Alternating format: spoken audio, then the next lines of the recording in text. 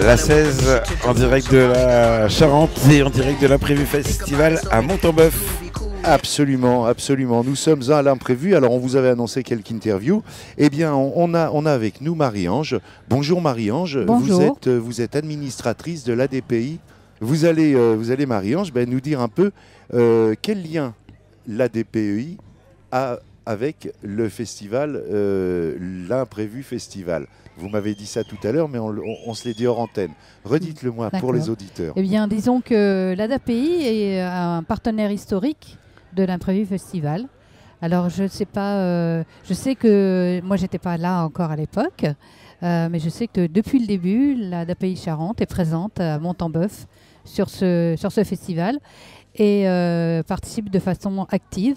Je ne sais pas si c'est Montembeuf qui a l'initiative ou l'ADPI, mais c'est quelque chose de très très lié. Les deux sont liés apparemment. Voilà, tout à fait. Apparemment, effectivement. Alors, l'ADPI, dites-moi un peu, qu'est-ce que cette association, qu'est-ce qu'elle fait, quelle est son action, auprès de qui et à qui s'adresse-t-elle? Alors l'ADPI Charente, c'est une association parentale qui accueille des personnes en situation de handicap mental et psychique. À l'origine, ce sont des parents qui se sont mobilisés pour que leurs enfants puissent être pris en charge. Et puis au fil des ans, ça a évolué. Nous sommes membres de l'UNAPI, qui œuvre pour les personnes en situation de handicap mental. Et sur la Charente, on est le premier acteur dans ce domaine. On accueille 1200 personnes.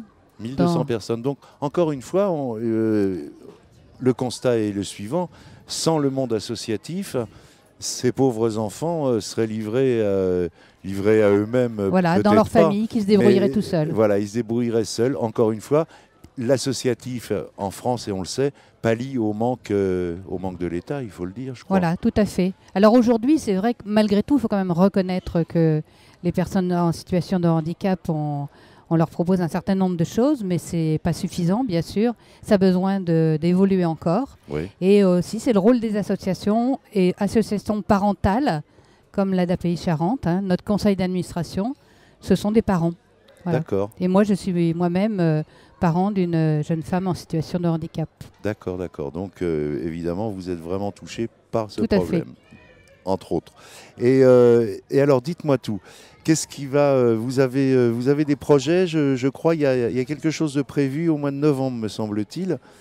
Déclinez-nous un peu ce qui va se passer au mois de novembre. Effectivement, le 5 novembre prochain, à l'Espace Franquin, à Angoulême, nous organisons un colloque dont le thème, ce sont les violences faites aux femmes en situation de handicap.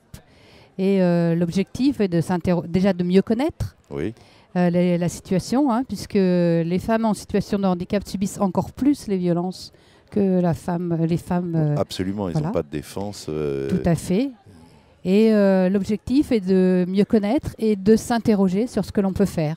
Qu'est-ce que chacun, dans notre vie quotidienne, comment on peut contribuer à améliorer cette situation? J'ai été touché par un fait divers qui est arrivé en Charente-Maritime où une jeune femme avait été séquestrée durant 3 ans, je crois, par sa mère et sa sœur. Et elle devait être effectivement en situation de handicap mental, j'imagine. Et non, pas tout à fait. C'était des néomites. C'est des religions, c'est des extrémistes. D'accord, mais ce qui m'a un peu touché là-dedans, dans cette information, c'est que tout le village était au courant de ce qui se passait dans cette maison. J'ai lu ça dans le journal il n'y a pas très longtemps. Et je pense que c'est un problème auquel on est confronté un peu partout dans nos campagnes et même dans nos villes, où on a intérêt à signaler ce genre de choses quand on le constate. Malheureusement, ce n'est pas fait, apparemment.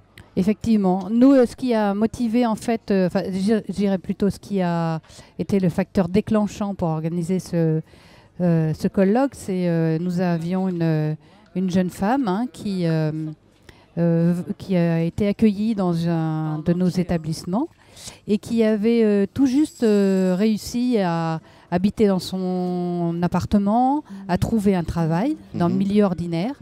Ça s'est produit lors du premier confinement. Et elle a été tuée par un jeune homme, de multiples coups de couteau. D'accord, Voilà. Et ça a été vraiment un choc.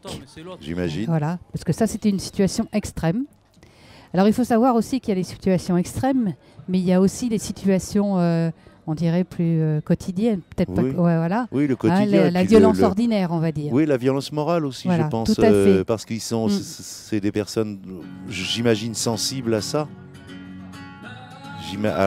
Le groupe recommence, mais c'est pas grave, on va continuer. Il arrive à baisser le son là-bas et à le garder au On micro. peut continuer à parler? On peut continuer à parler. Mais vous entendez plus là du coup. Alors, on fait quoi? On interrompt?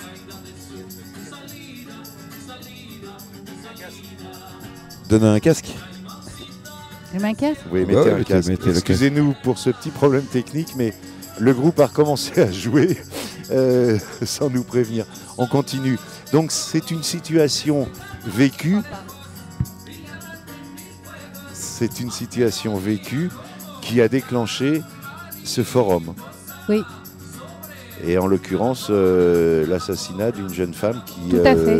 venait de prendre son indépendance, rentrait dans son appartement et s'est fait assassiner. Voilà, tout à fait. Et donc ça a déclenché chez On vous. s'est dit, il faut vraiment faire quelque chose. Hein. Il faut en Après, parler. Voilà, c'est-à-dire qu'on est quand même déjà beaucoup sensibilisé aux situations de violence faites aux personnes en situation de handicap. Oui, Mais là, c'était une situation absolument extrême. oui. Et on s'est dit, bon, ben voilà, ça y est, il faut absolument qu'on fasse quelque chose.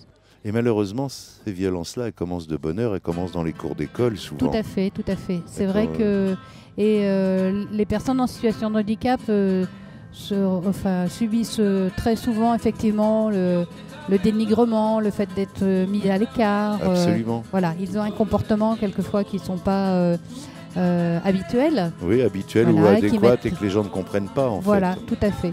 Tout à Ouais, fait. ouais. Mais c'est encore une fois la peur de l'autre Tout à fait. qui tout à génère fait. ça. C'est un peu la xénophobie, on peut le dire, je crois. Il y a un peu de ça, quoi. Voilà, c'est similaire, effectivement. On a eu deux petits-enfants de 12 et 7 ans tout à l'heure en interview, dont une bénévole, la petite jeune fille de 12 ans était bénévole, Julie. Et elle nous indiquait elle nous disait clairement avec ses mots d'enfant qu'elle ne comprenait pas qu'on puisse faire des différences avec les gens, vous voyez, tels qu'ils étaient. Mais c'est bien d'entendre ça. Ah Tant oui, mieux, oui, tant ça mieux. fait très plaisir, Mm. très très plaisir. Ok. Donc le 5 novembre, à l'espace Franquin, Oui.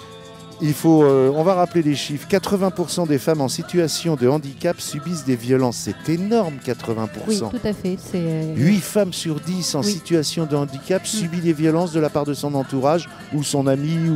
Voilà. Alors ces violences, elles peuvent être physiques, sexuelles, Morales. psychiques, morales, voilà. Mhm. Et elles ont bien sûr pas toute l'extrême violence du cas dont on a parlé tout à l'heure, mais c'est quelque chose de très très très courant malheureusement. Le but de ce colloque, il va être en fait d'informer les gens, de les préparer un peu à faire attention autour d'eux, à ce qu'ils peuvent voir, vivre ou autre. Et ça un peu le C'est but de ce effectivement colloque. faire de l'information, mais aussi avoir des échanges Oui, sur les expériences, sur ce que l'on peut faire. Il y aura aussi des experts sur ce sujet-là qui vont venir d'accord. pour Psychiatre et autres, voilà, j'imagine, psychiatre, aussi sociologue, la police aussi, la tout police qui est simplement. là, bien hein, sûr, voilà. bien sûr. Oui, oui, oui. Et Oui, voilà, ils sont intervenants. tout à fait, tout à fait. Et pour voilà, faire mieux connaître quels sont les dispositifs à notre disposition et comment on peut mieux les utiliser. D'accord. Comment aussi on peut mieux détecter les cas. Parce que Oui. très souvent, ça se passe dans le On ne silence. sait pas, mais comme les femmes battues aujourd'hui, hein, Voilà, la voilà. plupart du temps, on n'en parle pas. Hein, Ok. Et elles meurent. Voilà. Et là, on est dans la même situation avec des gens de handicap qui sont encore plus fragiles que ces pauvres femmes qui se font assassiner, effectivement. Voilà. Écoutez, Marie-Ange, merci beaucoup pour cette précision. Vous avez peut-être quelque chose à rajouter? Non, je vous remercie de m'avoir écouté, de m'avoir permis de faire passer ce message. Avec Voilà. grand plaisir. puis C'est un peu le rôle de la radio La 16. On est une Voilà. radio vraiment locale Mm. et tout ce qui se passe en local nous intéresse et on en parle. Ok, merci. À bientôt. Merci Au beaucoup, revoir. Marie-Ange de la Au revoir. DPEI. Merci. Au revoir.